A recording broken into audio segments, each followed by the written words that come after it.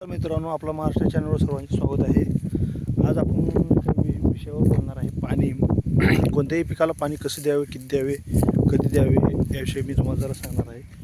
हे आपण बघू शकता, ऊस आहे,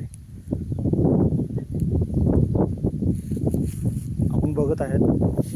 अशा पद्धतीने महाराष्ट्रात अलीकडे चलन आले आहे की पश्चिम महाराष्ट्रात तर अलीकडे चलन आले आहे की टेंबू ताकारी म्हैसाळ योजनेचे पाणी भरपूर शेतकऱ्यांना आलेलं आहे आणि 4 वर्ष झालं पाण्याचं प्रमाण भरपूर वाढलेलं आहे.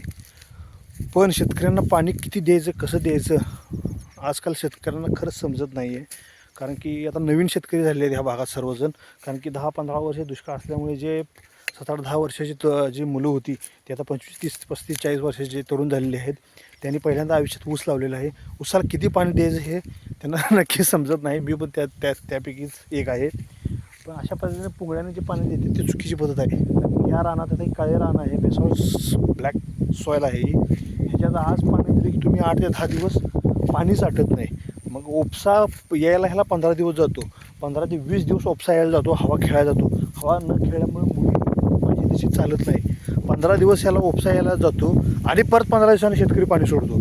त्यामुळं ह्या पिकाची वाढ कशी होणार आणि हे 5-10 वर्ष असं जर केलं तर ही जमीन शारपड होण्यास मदत होईल. त्यामुळे शेतकऱ्यांना असं पाणी न देता एकतर पाट पाण्याने दिलेलं बरं अशा पद्धतीनं, नाहीतर मग ड्रीपनं दिलेलं बरं. असं पाणी काही देणं काय योग्य नाही. धन्यवाद.